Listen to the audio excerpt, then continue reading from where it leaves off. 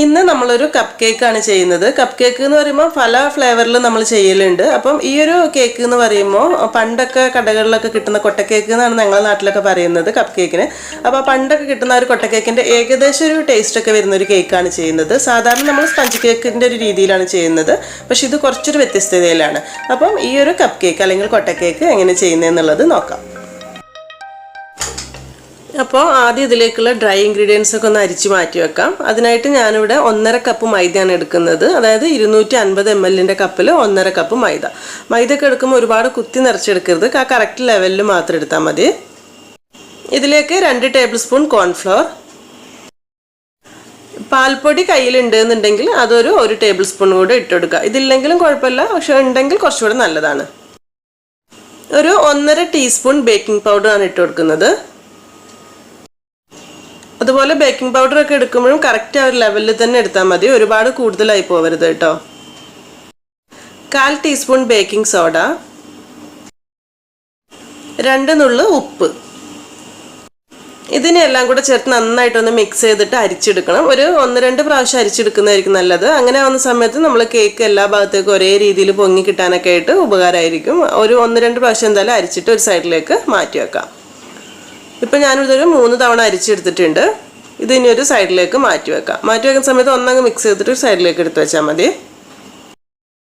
ഇനി ഇതിലേക്കുള്ള മുട്ട കാര്യങ്ങളൊക്കെ മിക്സ് ചെയ്തെടുക്കണം. അപ്പോൾ ഈ മുട്ട മിക്സ് ചെയ്യുന്നതിൻ്റെ ഈ ഒരു സമയത്ത് തന്നെ ഗ്യാസിൽ വേറൊരു പാൻ ചൂടാക്കാനായിട്ട് വെക്കണം. എന്നിട്ട് അതിൽ നമുക്ക് പാലും ബട്ടറൊക്കെ ഒന്ന് ചൂടാക്കി എടുക്കണം. അതായത് ഹോട്ട് മിൽക്കിൻ്റെ ആ ഒരു മിക്സ് റെഡിയാക്കി എടുക്കാനായിട്ട്.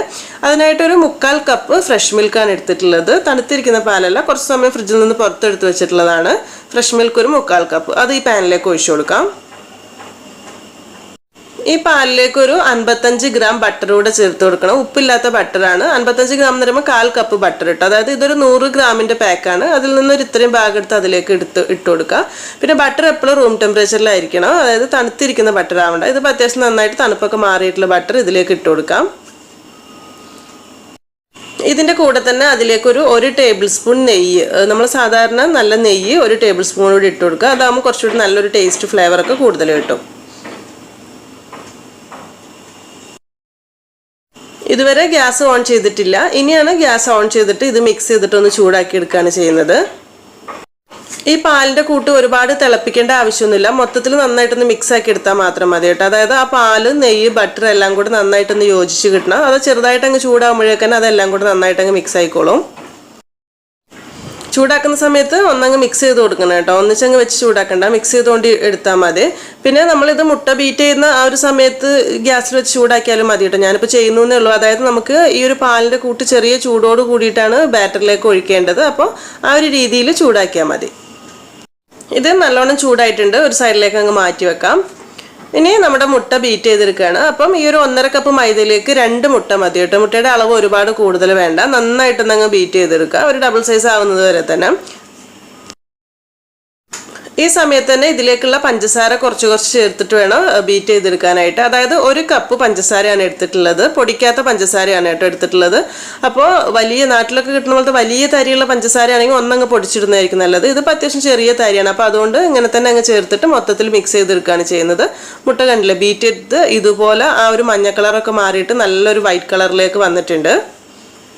മുട്ട ഇതുപോലെ നല്ല പതഞ്ഞ് ഇതേ ഒരു രീതിയിൽ എത്തണം കേട്ടോ, അപ്പോഴാണ് കറക്റ്റ് ഒരു ടേസ്റ്റ് കിട്ടുക. പിന്നെ പഞ്ചസാരയുടെ ചെറിയ തരികളുണ്ടെങ്കിലും വലിയ കുഴപ്പമൊന്നുമില്ല. ഇതുപോലെ നല്ല ക്രീമി രൂപത്തിലായിട്ടിരിക്കുന്നുണ്ട്. ഈ സമയത്ത് നമ്മൾ ഇതിലേക്കുള്ള ആ പാലിൻ്റെ ബട്ടറിൻ്റെ ഒക്കെ കൂട്ട് ഒഴിച്ചു കൊടുക്കുകയാണ് ചെയ്യുന്നത്. അതിന് മുൻപായിട്ട് ഇതിലേക്ക് നമുക്ക് എസൻസ് ചേർക്കണം. അതിനായിട്ട് 1 ടീസ്പൂൺ വാനില എസൻസാണ് ഞാനിവിടെ എടുത്തിട്ടുള്ളത്. അതുപോലെ തന്നെ ഇതിലേക്ക് ഒരു ഇത്തിരി പൈനാപ്പിൾ എസൻസ് ചേർക്കുന്നുണ്ട്. പൈനാപ്പിൾ എസൻസ് എടുക്കുമ്പോൾ വാനില എസൻസിൻ്റെ അത്രയ്ക്കൊന്നും വേണ്ട കേട്ടോ. കൂടുതലായി കഴിഞ്ഞാൽ നല്ല ടേസ്റ്റി ആയിരിക്കില്ല, വേറെ ടേസ്റ്റിനായി പോകും. അപ്പോൾ ഒരു 2-3 തുള്ളി അത്ര തന്നെ മതിയാവും. മിക്സ് ചെയ്ത് നോക്കുമ്പോൾ നമുക്ക് അതിൻ്റെ ഒരു സ്മെല്ല് മനസ്സിലാവും. അപ്പോൾ അതിനനുസരിച്ച് ഒഴിച്ചു കൊടുത്താൽ മതി. അതുപോലെ തന്നെ ഇതിലേക്ക് കുറച്ചൊരു ഓറഞ്ച് എസൻസ് കൂടെ ചേർക്കുന്നുണ്ട്. ഈ ഒരു പൈനാപ്പിൾ ഓറഞ്ച് എസൻസ് കൂടെ വരുമ്പോൾ നമ്മൾ കപ്പ് കേക്കിന് കുറച്ചുകൂടി നല്ലൊരു ടേസ്റ്റ് കിട്ടുന്നുണ്ട്. അപ്പോൾ അതുകൊണ്ട് ഇതും ചേർക്കുന്ന സമയത്ത് ഒരുപാട് വേണ്ട, ഒരു 1/4 ടീസ്പൂൺ അല്ലെങ്കിൽ ഒരു 3-4 തുള്ളി അത്ര തന്നെ മതിയാവും. ഒരുപാട് കൂടി പോകരുത്. വാനില എടുക്കുന്നത്ര പൈനാപ്പിളും ഓറഞ്ച് എസൻസും നമ്മൾ എടുക്കാൻ പാടില്ല. അപ്പോൾ ഇത് ചേർത്തിട്ട് നന്നായിട്ടൊന്ന് മിക്സ് ചെയ്യാം. ഇനി ഇതിലേക്ക് ചൂടാക്കി വെച്ചിട്ടുള്ള പാലിൻ്റെ ബട്ടറിൻ്റെ കൂട്ട് ഒഴിച്ചു കൊടുക്കുകയാണ് ചെയ്യുന്നത്. അതിന് അത്യാവശ്യം ചെറിയ ചൂടുണ്ട്, അത് കുഴപ്പമില്ല. ഹോട്ട് മിൽക്ക് ആയിട്ടാണ് നമ്മൾ ചെയ്യുന്നത്. ഇത് ഒഴിച്ചു കൊടുക്കുന്ന സമയത്ത് ബീറ്റർ ചെറിയ സ്പീഡിൽ ഇട്ടാൽ മതി. കാരണം നമ്മൾ മുട്ട ഇത്ര നേരം ബീറ്റ് ചെയ്ത് ഹൈ സ്പീഡിലാണ്. ഇത് ഏറ്റവും ചെറിയ സ്പീഡിൽ ഇട്ടിട്ട് മൊത്തത്തിൽ ഒന്നങ്ങ് മിക്സ് ചെയ്തെടുക്കുക. പാലിൻ്റെ കൂട്ട് മൊത്തത്തിൽ ഇതിലേക്ക് അങ്ങ് ഒഴിച്ചു കൊടുത്തിട്ട് ഇനിയിപ്പോൾ ഒന്നുമില്ല, നമ്മൾ ആദ്യം അരിച്ച് റെഡിയാക്കി വെച്ച് മിക്സ് ചെയ്ത് വെച്ചിട്ടുള്ള മൈദയുടെ കൂട്ടുണ്ടല്ലോ, അത് കുറച്ചായിട്ട് ചേർത്തിട്ട് നന്നായിട്ടൊന്നങ്ങ് മിക്സ് ചെയ്തെടുക്കണം. ബീറ്റർ വേണമെന്നില്ല. ഇനിയിപ്പോൾ ഇതുപോലത്തെ ഹാൻഡ് വിസ്ക് ഇല്ലെങ്കിൽ ബീറ്ററിൻ്റെ ചെറിയ സ്പീഡിൽ ഒന്നങ്ങ് കറക്കിയെടുത്താലും മതി. ഒരുപാട് ഹൈ സ്പീഡിൽ ബീറ്റ് ചെയ്യാനായിട്ട് പാടില്ല, അപ്പോൾ കേക്കിൻ്റെ ഒരു സോഫ്റ്റ് അങ്ങ് നഷ്ടപ്പെട്ടു പോകും. ഇപ്പം മൈദയുടെ കൂട്ട് മൊത്തത്തിൽ ഇതിലേക്ക് ഇട്ടിട്ടുണ്ട് കേട്ടോ. നമ്മൾ സാധാരണ സ്പോഞ്ച് കേക്കിൻ്റെ അത്രയ്ക്ക് ലൂസായിരിക്കില്ല, കുറച്ചുകൂടി ടൈറ്റ് ആയിരിക്കും. ഇതുപോലെ സ്പാച്ചിലുണ്ടെങ്കിൽ ഒന്നങ്ങ് മിക്സ് ചെയ്തെടുക്കുന്നത് നന്നായിരിക്കും. ഇനിയിപ്പോൾ ഒന്നുമില്ല, പെട്ടെന്ന് തന്നെ നമുക്കിത് ബേക്ക് ചെയ്തെടുക്കാം. അപ്പോൾ കപ്പ് കേക്കിൻ്റെ മോൾഡിലാണ് ഇപ്പോൾ ഇത് ചെയ്തെടുക്കുന്നത്. എങ്ങനത്തെയാണോ നിങ്ങൾ കയ്യിൽ നിന്നുണ്ടെങ്കിൽ അതുപോലെ സൗകര്യം പോലെ ചെയ്യാം കേട്ടോ. ഞാനിപ്പോൾ കുറച്ച് എളുപ്പത്തിന് ഇതുപോലത്തെ ഒരു മോൾഡ് ഉണ്ടായിരുന്നു, അതിലേക്ക് പേപ്പർ കപ്പ് വെച്ച് കൊടുത്തിരിക്കുകയാണ് ചെയ്യുന്നത്. പേപ്പർ കപ്പ് വെക്കുമ്പോൾ ഒന്ന് സിംഗിളായിട്ട് വെക്കാതെ ഒരു 2-3 അടിയിലേക്ക് വെക്കുകയാണെങ്കിൽ നന്നായിരിക്കും. നിർബന്ധമില്ല, ഉണ്ടെങ്കിൽ നന്നായിരിക്കും. അടിയിൽ പിടിക്കുന്ന പ്രശ്നമൊന്നും ഉണ്ടാവില്ല. കേക്ക് ബാറ്റർ ഇതിലേക്ക് ഒഴിക്കുമ്പോൾ കുറച്ചൊരു എളുപ്പത്തിന് വേണ്ടിയിട്ട് ഞാനൊരു പൈപ്പിംഗ് ബാഗിലേക്ക് എടുത്തിട്ടുണ്ട് കേട്ടോ. സ്പൂൺ കൊണ്ട് കോരി ഒഴിക്കാനാണ് ഇഷ്ടം എന്നുണ്ടെങ്കിൽ അങ്ങനെ ചെയ്താലും മതി. ഇതാകുമ്പോൾ കുറച്ചുകൂടി എളുപ്പമായിരിക്കും. ബാറ്റർ ഒഴിക്കുമ്പോൾ ഒരു 3/4 ഭാഗത്തോളം ഒഴിച്ചാൽ മതി, നിറച്ച് ഒഴിക്കേണ്ട, കാരണം കേക്ക് പൊങ്ങി വരുമല്ലോ. അപ്പോൾ മൊത്തത്തിൽ ഇതിലേക്ക് അങ്ങ് ഒഴിച്ചു കൊടുക്കാം. കേക്ക് ബാറ്റർ ഒഴിച്ച ശേഷം നന്നായിട്ടൊന്നങ്ങ് ടാപ്പ് ചെയ്ത് കൊടുക്കണം, എയർ ബബിൾസ് ഒന്നും ഇല്ലാതിരിക്കാൻ വേണ്ടിയിട്ടാണിത്. എന്നിട്ട് ഇത് ഓവനിലാണ് കേട്ടോ ചെയ്യുന്നത്. ഓവൻ ഞാൻ മുൻപേ 160 ഡിഗ്രി സെൽഷ്യസിൽ പ്രീ ഹീറ്റ് ചെയ്യാൻ വേണ്ടി വെച്ചിട്ടുണ്ടായിരുന്നു കേട്ടോ. 180 ചെയ്യുന്നതെന്നുണ്ടെങ്കിൽ അങ്ങനെ ചെയ്യാം. 160 ഡിഗ്രിയിൽ ഇട്ടിട്ട് ഒരു 25 അല്ലെങ്കിൽ 30 മിനിറ്റ് മാക്സിമം മതി. 25 മിനിറ്റ് കൊണ്ട് തന്നെ കപ്പ് കേക്ക് റെഡി ആയിട്ട് കിട്ടും കേട്ടോ. ഞാനിപ്പോൾ ഓവനിലേക്ക് വെച്ചിട്ടുണ്ടായിരുന്നു. കേക്ക് അത്യാവശ്യം പൊങ്ങി വന്നിട്ടുണ്ട്. പിന്നെ ഓരോ ഓവനിലും ചിലപ്പോൾ സമയത്തിൽ ഇത്തിരി വ്യത്യാസം ഉണ്ടാകും. അപ്പോൾ കേക്കിൻ്റെ മുകൾ ഭാഗം കറക്റ്റ് ഒരു കളറാകുമ്പോൾ നമുക്കൊന്ന് തുറന്ന് നോക്കിയാൽ മതി. എന്നിട്ട് ബേക്ക് ആയിട്ടില്ലെങ്കിൽ പിന്നെ ഒന്നുകൂടി വെച്ച് കൊടുത്താൽ മതി. അപ്പോൾ ഇത് കറക്റ്റ് ഒന്ന് ബേക്കായി വരട്ടെ. ഈ സമയത്ത് നമുക്ക് ഓവൻ ഇല്ലാതെ കപ്പ് കേക്ക് എങ്ങനെ ചെയ്യുന്നതെന്നുള്ളത് നോക്കാം. അതിനായിട്ട് ഞാൻ ഇതുപോലത്തെ ഒരു പേപ്പർ കപ്പ് തന്നെയാണ് എടുത്തിട്ടുള്ളത്. അപ്പോൾ നമ്മളെ ബാറ്ററി കുറച്ചുകൂടെ ബാക്കിയുണ്ട്, അത് ഇതിലേക്ക് ഇങ്ങനെ ഒഴിച്ചു കൊടുക്കുകയാണ് ചെയ്യുന്നത്. സാധാരണ നമ്മൾ വെള്ളമൊക്കെ കുടിക്കാൻ എടുക്കുന്ന പേപ്പർ കപ്പ് ഉണ്ടല്ലോ, അതെടുത്താലും മതി കേട്ടോ. ഞാനിപ്പോൾ അതില്ലാത്തതുകൊണ്ട് ഇത് എടുത്തു എന്നേ ഉള്ളൂ. അത് ഇതുപോലെ ആക്കിയിട്ട് ഈ പറഞ്ഞ പോലെ തന്നെ നന്നായിട്ടൊന്ന് ടാപ്പ് ചെയ്ത് കൊടുക്കുക. എന്നിട്ട് നമ്മളിത് ഓവൻ ഇല്ലാതെ മുൻപത്തെ കേക്കൊക്കെ ചെയ്ത പോലെ തന്നെ ഞാൻ ഒരു വലിയ പാനിൽ ഉപ്പിട്ടിട്ട് ഒന്ന് പ്രീ ഹീറ്റ് ചെയ്തെടുത്തിട്ടുണ്ടായിരുന്നു. 10 മിനിറ്റ് അടച്ച് വെച്ചിട്ട് ഇതിൻ്റെ മുകളിലേക്ക് വെച്ച് കൊടുക്കുകയാണ് ചെയ്യുന്നത്. ഇനി ചിലർക്കൊന്നും ഉപ്പിട്ട് ബേക്ക് ചെയ്യുന്ന താല്പര്യം ഉണ്ടാവില്ല കേട്ടോ. അങ്ങനെയാണെന്നുണ്ടെങ്കിൽ ആ ഒരു ഉപ്പിൻ്റെ സ്മെല്ല് കാര്യങ്ങളൊക്കെ വരുന്ന പ്രശ്നം ഉണ്ട് എന്നുണ്ടെങ്കിൽ നമ്മൾ മുൻപത്തെ റെഡ് വെൽവെറ്റിൻ്റെ കേക്കിൻ്റെ വീഡിയോയിൽ ചെയ്തിട്ടുണ്ടല്ലോ, ഉപ്പൊന്നും ഇല്ലാതെ ബേക്ക് ചെയ്യുന്ന, ഓവൻ ഇല്ലാതെ. അപ്പോൾ അതുപോലെ ചെയ്ത് കൊടുത്താലും മതി. ഇത് അടച്ച് വെച്ചിട്ട് ഒരു മീഡിയം ഫ്ലെയിമിൽ ഇട്ടിട്ടാണ് ആദ്യം ഒരു 2-3 മിനിറ്റ് അങ്ങ് വെച്ച് കൊടുക്കുക. അത് കഴിഞ്ഞിട്ട് ലോ ഫ്ലെയിമിലേക്ക് ഇട്ടിട്ട് സാധാരണ നമ്മൾ കേക്കൊക്കെ ബേക്ക് ചെയ്യുന്ന പോലെ തന്നെ ബേക്ക് ചെയ്തെടുക്കുകയാണ് ചെയ്യുന്നത്. അത്രയ്ക്ക് സമയം വേണ്ടി വരില്ല. ഏകദേശം ഒരു 30-35 മിനിറ്റിൻ്റെ ഉള്ളിൽ തന്നെ ഇത് കറക്റ്റായിട്ട് ബേക്കായി കിട്ടും. ഇതിപ്പോൾ നമ്മൾ കേക്ക് ബാറ്റിൽ കുറച്ച് ബാക്കിയുള്ളതാണ് കേട്ടോ. ഇതിൽ നമ്മൾ കേക്ക് ഒരു മഞ്ഞ കളറിൽ കിട്ടാൻ വേണ്ടിയിട്ട്, ചില കപ്പ് കേക്കൊക്കെ പണ്ടത്തൊക്കെ കിട്ടുന്നൊരു മഞ്ഞ കളറിൽ ഉണ്ടാവുമല്ലോ, അപ്പോൾ അതിന് വേണ്ടിയിട്ട് നമ്മൾ ബദാം മിക്സിൻ്റെ എസൻസ് കയ്യിലുണ്ടായിരുന്നു. അപ്പോൾ അതൊരു 2 തുള്ളി ഒഴിച്ചിട്ട് മിക്സ് ചെയ്തെടുക്കുന്നുണ്ട്. ഇത് തന്നെ വേണമെന്നില്ല കേട്ടോ, മഞ്ഞ ഫുഡ് കളർ ചേർത്ത്, അതായത് ഐസിങ് കളറോ ഫുഡ് കളറോ ഏതെങ്കിലും ഒരു ഇത്തിരി ആക്കി കൊടുത്താലും മതി. വേണമെന്നുണ്ടെങ്കിൽ മാത്രമേ, ഒരു ഐഡിയ തരുന്നേ ഉള്ളൂ. അപ്പോൾ ഇത് ഒരുപാട് വേണ്ട, ഒരു ഇത്തിരി മതി കേട്ടോ. അപ്പോൾ ഇതൊന്ന് മിക്സ് ചെയ്തിട്ട് അങ്ങനെ ആക്കുകയാണെങ്കിൽ ചെറിയൊരു യെല്ലോ കളറിലൊക്കെ കിട്ടും. ഞാൻ ഓൾറെഡി മുൻപ് യെല്ലോ കളറിലുള്ള കുറച്ച് കേക്ക് ഉണ്ടാക്കിയിട്ടുണ്ടായിരുന്നു. അപ്പോൾ ഇത് നിങ്ങൾക്ക് കാണിക്കാൻ വേണ്ടിയിട്ട് ജസ്റ്റ് ഒന്ന് കാണിക്കുന്നതേ ഉള്ളൂ.